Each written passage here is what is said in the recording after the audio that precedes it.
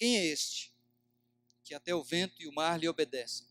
Se você quiser abrir comigo sua Bíblia lá para Marcos, capítulo 4, é o texto base que nós vamos refletir hoje à noite. Marcos 4, do 25 até o 40, do 35 na verdade, eu pus 25 ali, do 35 até o 41. Marcos, capítulo 4, do 35 até o 41. Situações nesta vida, como nós acabamos de cantar. O que é uma situação? O dicionário diz que é um estado das coisas ou das pessoas. Por exemplo, quando você vai ao hospital e pergunta qual é a situação, você quer saber qual é o estado da pessoa, como que ela está passando. Circunstância. Situações também podem falar sobre as circunstâncias, às vezes boas, às vezes ruins. Cada acontecimento que tem um teor emotivo, ou pode ser dramático também. Preste bem atenção na letra, mais uma vez. Essa música foi escrita pelo Paulo, do grupo Logos, e ele está retratando, de fato, aquilo que acontece na nossa vida cristã. Nem sempre na nossa vida tudo vai bem. Como eu sempre tenho frisado para vocês, às vezes, não é, dona Oswaldina? De manhã a gente recebe a notícia triste. Essa semana nossa irmã Oswaldina perdeu uma sobrinha querida, como quase igual uma filha para ela. Sebastiana perdeu também uma amiga do coração. Então são situações nessa vida, como Paulo diz, olha, não Paulo o apóstolo, Paulo que escreveu essa música, me fazem sentir que não sou forte a ponto de até resistir. Nesses momentos terríveis, os maus pensamentos me querem levar a um extremo de vida que o meu equilíbrio se deixa enganar. Preste atenção, que ele está falando que as situações da vida mexem conosco, mexem com nossos sentimentos, mexem com nossos pensamentos e às vezes acaba mexendo com as nossas ações, os nossos comportamentos. Por isso que ele fala de instantes que se prolongam e às vezes é duro mesmo. Situações na nossa vida que nunca acabam, vão se perpetuando. Pois eu sei que jamais provado, ele está citando a Escritura, há uma promessa de Deus, em 1 Coríntios capítulo 10, que nós não seremos tentados além das nossas forças, porque Deus é fiel e vai nos dar essa condição. Então preste atenção, situações nesta música dizem respeito a acontecimentos ruins, terríveis momentos ele descreve, instantes que se prolongam. O que ele está querendo dizer é que isso influencia a nossa maneira de ver a vida, isso influencia a nossa maneira de sentir, de viver a vida. Por quê? Na música ele está dizendo que isso mexe com as nossas emoções, não é? As situações me fazem sentir, desorientam os nossos pensamentos, e ele diz ainda por último que desestabilizam a firmeza e a fé. Você pode olhar para a sua vida que muitas vezes é assim. Nós estamos muito bem no domingo, como eu brinco com vocês, mas às vezes quando o telefone toca, quando a notícia bate à nossa porta, isso tenta desestabilizar cada um de nós. Todos nós passamos, num grau maior ou menor, por situações nesta vida, não é verdade? Talvez hoje à noite você esteja passando por alguma situação nesta vida que está fazendo os seus sentimentos, seus pensamentos e até as suas ações se desestabilizarem. Agora, nesses momentos terríveis, nessas situações, o que passa dentro da nossa mente e do nosso coração? Será que Deus se importa comigo? Será que Deus se interessa? Isaías capítulo 40, versículo 27, não precisa ir lá, fala sobre isso. Israel estava vivendo um momento muito difícil. E esta foi a grande pergunta, aquilo que saiu lá da alma do povo de Israel. Será? Se Deus, como que eu posso conciliar essas situações difíceis com o fato de que Deus me ama?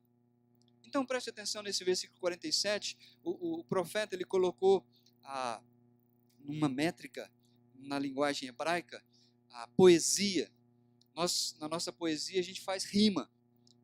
Na poesia hebraica eles colocam as frases alternadas para dar sentido. Então ele diz assim, olha, Israel está perguntando para Deus, Deus está perguntando para Israel, desculpa, por que você reclama, ó Jacó? Por que você se queixa, ó Israel? Está vendo? São duas frases sinônimas. Reclamar e queixar, para dar ênfase à atitude do povo diante das situações da vida. Eles estavam reclamando. E nós podemos olhar para nós que muitas vezes somos assim também. Reclamamos se faz sol quente, reclamamos se chove muito, reclamamos se está frio. Então essa muitas vezes é a nossa maior tendência, reclamação, murmuração. E olha o que eles diziam: o Senhor não se interessa pela minha situação. O Senhor, Ele não se interessa. O meu Deus não considera a minha causa. Olha, eu estou sofrendo, eu estou passando por isso, e ninguém, nem mesmo Deus. Você já pensou dessa maneira? Eu já conversei com muitos irmãos que pensam assim. Pelo menos pensavam naquele momento que estava passando por aquele árido, aquele vale difícil, como nós escutamos a semana passada. O que nós podemos fazer quando a má notícia bate à nossa porta? Então, diante disso, em vez de reclamar, de se queixar, o que eu e você precisamos trazer na nossa mente e coração é o fato de que Deus é, em qual momento? Deus é bom em todo tempo. Precisamos afirmar isso no nosso coração. Porque esses momentos, como diz a música, tentam nos fazer esquecer aquilo que nós temos sabido da palavra de Deus. Que Deus é bom em todo tempo Deus é bom. Qual é a solução que Deus deu para Israel naquela época? Em vez deles ficarem reclamando e se queixando, Deus fez com que eles exercitassem a sua fé. Então Deus diz assim, olha, ergam os olhos. Vamos fazer esse exercício comigo rapidinho? Ergam os olhos. Por que Deus faz isso? Porque muitas vezes nós focamos no problema. E quando nós focamos no problema, Deus fica muito pequeno. Então, quando nós exercitamos a nossa fé e erguemos os olhos para os céus, e a gente contempla essa vastidão do universo, nós começamos a pensar em quem criou tudo isso. E foi esse o exercício que Deus fez com Israel. Ergam os olhos, olhem as alturas. Quem criou tudo isso? Aquele que põe em marcha cada estrela do seu exército celestial. E todas chama pelo nome. Tão grande é o seu poder e tão imensa a sua força, que nenhuma delas deixa de comparecer. É isso que o salmista, é isso que o profeta está chamando a atenção. Chamando a atenção de cada um do povo de Deus para dizer, olha, comece a contemplar a grandeza de Deus. Ele é o Criador, exercite a sua fé. Ele é o Criador, Ele é soberano sobre a sua criação, e Ele é onipotente, Ele tem todo o poder de fazer tudo aquilo que a sua vontade determina. Eu e você precisamos pensar nisso. Por isso eu chego agora no nosso texto que vamos estudar, Marcos capítulo 4, de 35 a 41. O evangelista, ele registrou nesse momento uma situação difícil que os discípulos passaram, um terrível momento. Mas eu creio que ele colocou isso aqui para que as futuras gerações que pudessem ler acerca da sua palavra, que pudessem ler o evangelho, pudessem entender que há alguém que se interessa. Passou na sua mente isso agora? Diga assim comigo, olha, há alguém que se interessa por mim. Você precisa crer nessa verdade. Há alguém que se interessa por mim. O que os discípulos fizeram diante dessa situação? A mesma coisa que Israel fez lá no passado. Deus não se importa comigo. Senhor, o Senhor não se importa que a gente morra? O Senhor não se importa que a gente esteja passando tudo isso? Mas eu fico pensando que situações nesta vida podem ser boas oportunidades de aprendizado. Situações que você passa no dia a dia. Situações às vezes ruins e boas também.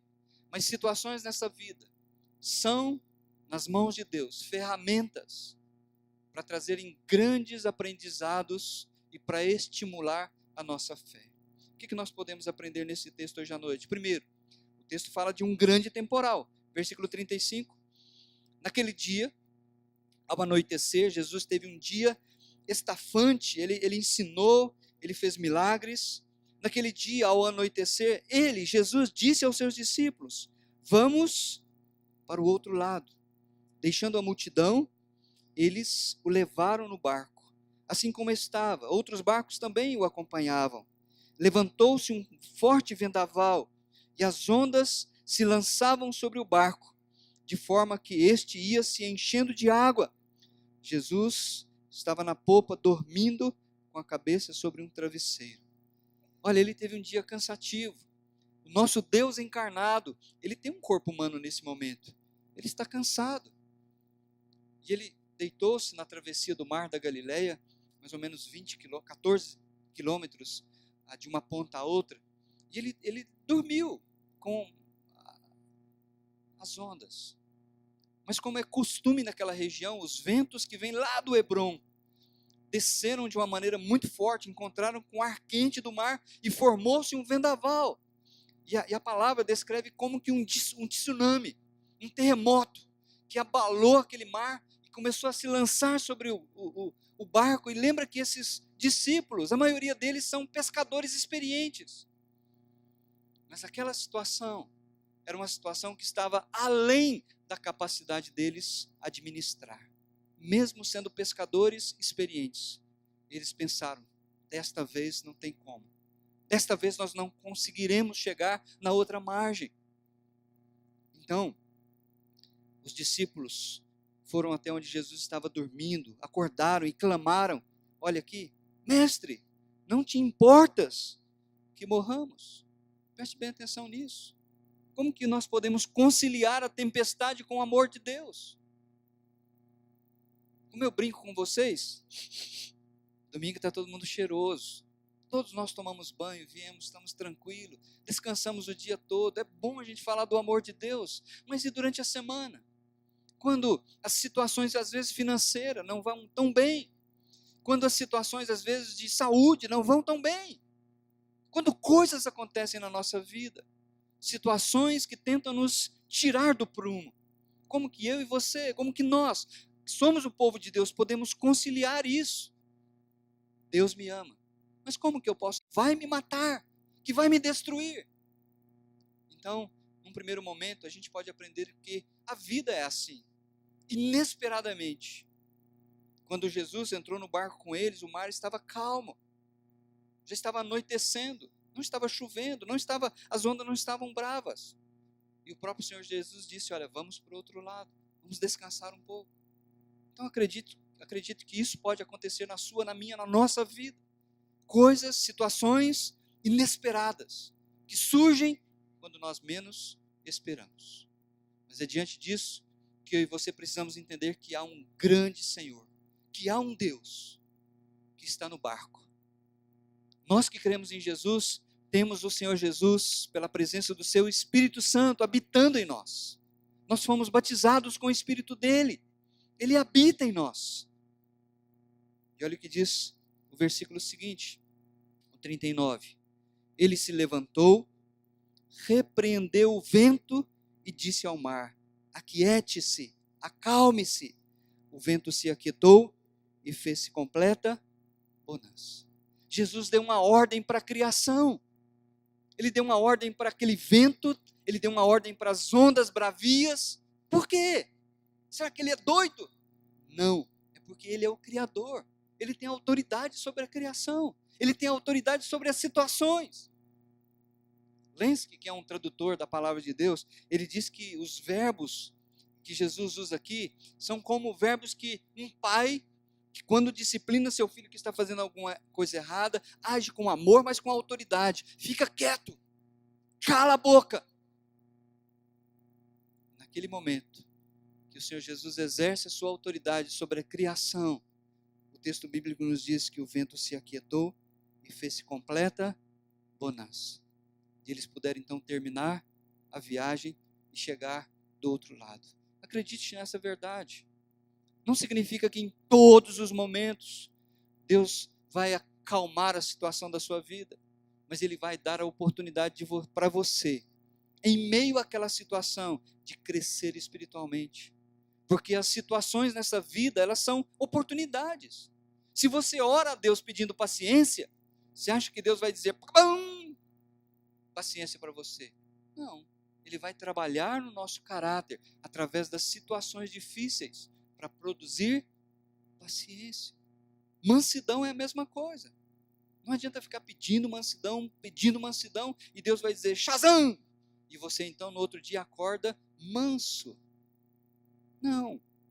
O Espírito Santo, na medida em que vai trabalhando na sua vida, e você vai submetendo a sua vida nas mãos dele, e ele vai dirigindo você, em meio às tempestades, ele vai produzir essa mansidão, para para você enfrentar as coisas.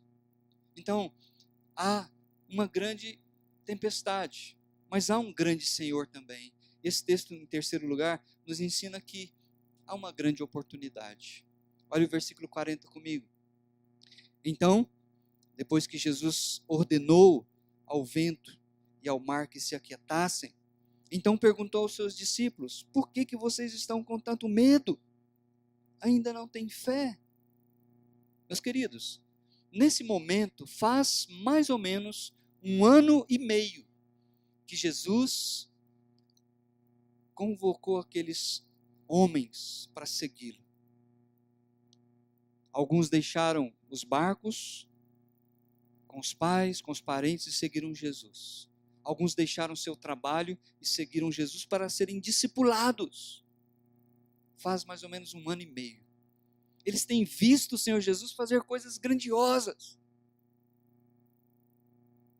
E Deus, então, aqui nesse momento, dá mais uma prova para eles. Uma oportunidade deles crescerem espiritualmente.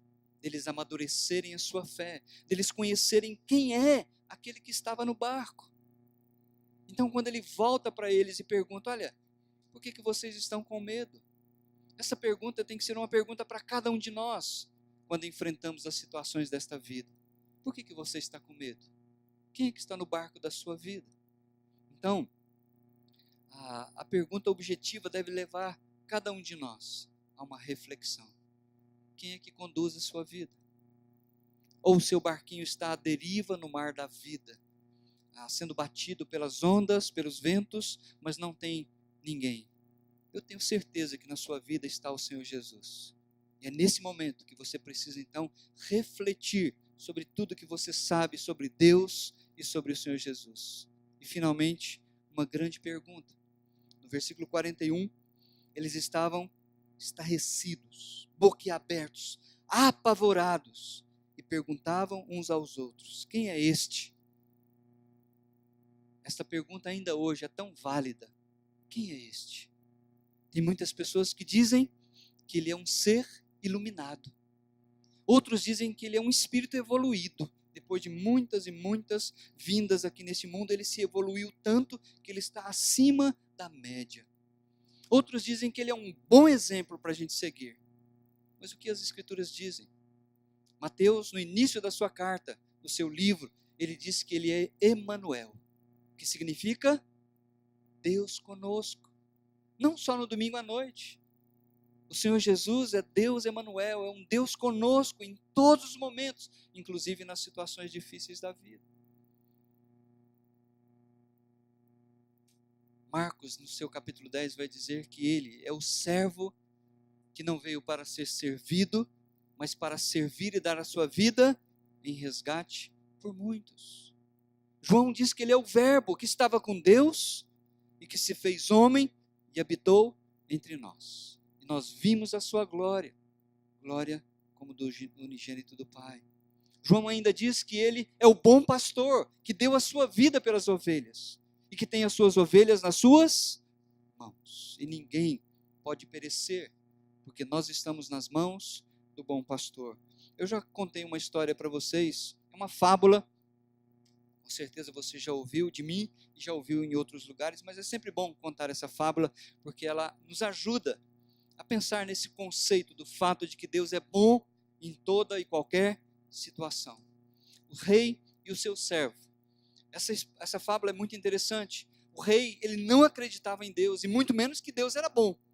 E o seu servo sempre dizia para o rei: meu rei, nosso Deus é bom. Tudo que ele faz é perfeito. E ele nunca erra. Fica tranquilo. Numa daquelas saídas reais para uma caçada, o rei levou o seu servo, a comitiva, e na hora de abater a fera, ele deve ter errado o alvo, e a fera partiu para cima dele, e os dois se atracaram, e o servo conseguiu ainda matar a fera. Mas o rei foi alvejado, ele foi machucado, e ele ficou sem um dos dedos da mão esquerda. E muito furioso. E o servo repetiu a mesma coisa. Oh, meu rei, Deus é bom, ele salvou a sua vida, tudo que ele faz, ele não erra. E o rei ficou muito bravo. E voltando para o palácio, mandou ele para o calabouço, mandou ele para a prisão, porque ele não queria mais ouvir essa questão de que Deus é bom. Curou o dedo dele, e depois de um tempo lá, ele falou: vou fazer uma outra caçada real. E desta vez, diz-nos a fábula que o rei foi preso por uma tribo de pessoas que comiam seres humanos. E de repente, no meio daquela cerimônia, daqueles tribais, o rei amarrado iria ser a refeição da tribo, e ele desesperado. E de repente, quando o pajé chegou para sacrificá-lo em sacrifício aos seus deuses, o pajé gritou para toda a tribo que aquela não era uma oferta que os seus deuses aceitariam, porque ele tinha defeito. Então eles soltaram o rei. E o rei foi para o seu palácio, e foi para o calabouço, e tirou o servo de lá, e contou toda a história. E o servo repetiu a mesma coisa: tudo que Deus faz é perfeito, Deus é bom, Ele nunca erra. E o rei diz assim: se o seu Deus é tão bom, por que Ele permitiu que eu então jogasse você no calabouço? E ele disse: Deus é bom, em todo tempo. Porque, ó rei, se eu estivesse com o Senhor, eu seria sacrificado no seu lugar. Meus queridos, é uma fábula, mas ela reflete uma verdade. O nosso Deus é um Deus bom. A Bíblia diz que o Senhor Jesus é o mesmo ontem, hoje e o será para sempre. Ele não muda. Nós é que mudamos. Dependendo das situações dessa vida, nós é que mudamos a nossa maneira de pensar. Mas Ele continua sendo o Senhor dos céus e da terra. Ele continua tendo autoridade sobre as tempestades, sobre os ventos, sobre os mares. Ele tem autoridade sobre a sua vida, Ele tem autoridade sobre tudo aquilo que acontece na sua vida. O que nós precisamos é mudar a nossa mentalidade. É o meu assunto da semana que vem. Nós precisamos mudar a nossa mentalidade sobre quem é Deus, sobre quem nós somos, para entender as circunstâncias, sobre as situações. Mas Deus está presente conosco, seja qual for a situação. E finalmente eu quero deixar um versículo com vocês e nós vamos orar. Eu fico maravilhado com aquilo que o Senhor Jesus disse. Ele fala: olha, qual de vocês, se seu filho pedir pão, lhe dará uma pedra? Ou se pedir peixe, lhe dará uma cobra? Nós fazemos o impossível para dar o melhor para os nossos filhos. Nós queremos vê-los bem. Mas ele diz assim: olha, se vocês, apesar de serem maus, nós temos uma natureza ruim, uma natureza pecaminosa que herdamos de Adão. Então o que Jesus está querendo mostrar é o seguinte: olha, mesmo nós sendo pessoas que têm uma natureza ruim, pecaminosa, nós ainda queremos amar e dar o melhor para os nossos filhos. Então ele se volta para o Pai Celestial e ele diz: quanto mais o Pai de vocês que está nos céus dará coisas boas aos que lhe pedirem. O que Jesus está fazendo é motivar cada um de nós a ter um tempo precioso de oração. Porque situações nessa vida vão se abater sobre nós. Terríveis momentos que vão tentar fazer com que e até as nossas ações nos desestimulem e nos derrotem. Mas são nesses momentos que eu e você precisamos parar e precisamos refletir. Deus está comigo. Eu não entendo ainda tudo o que está acontecendo, mas as mãos do meu Deus Todo-Poderoso têm controle absoluto sobre tudo e sobre todos. Ele tem poder, inclusive, para exercer a sua autoridade de dizer: cala a boca, fica quieto, e a sua situação vai mudar. Ou ele pode permitir que a sua situação continue, para ensinar algo precioso para você. Porque situações nesta vida são oportunidades preciosas de nos ensinar a crescer e a amadurecer na fé. Amém? Pense nisso. Coloque a sua vida nas mãos de Deus e acredite que Ele é Deus Emanuel. Ele está conosco. Não só no domingo à noite, mas amanhã na segundona, durante toda a semana. E as situações estão nas mãos dEle, sob o controle dEle. Baixe sua cabeça comigo. Quero que você pense por alguns instantes: quem é este que até o vento e o mar lhe obedecem. Quem é este? Quem é Jesus para você hoje à noite? Que você tem, de fato, experimentado na sua vida. Talvez seja hoje um dia em que você pode chegar na presença dele e dizer: Senhor, ajuda-me. Eu preciso crer no Senhor. Eu preciso entender, como os discípulos aqui no barquinho tiveram que entender que o Senhor é o Criador, é o Deus que se fez homem. É aquele que se entregou na cruz, como nós cantamos hoje à noite. É aquele que se fez homem para se oferecer na cruz do Calvário, como um sacrifício pelos meus pecados. Eu preciso do Senhor. Quem é este para você hoje à noite? Quem é Jesus?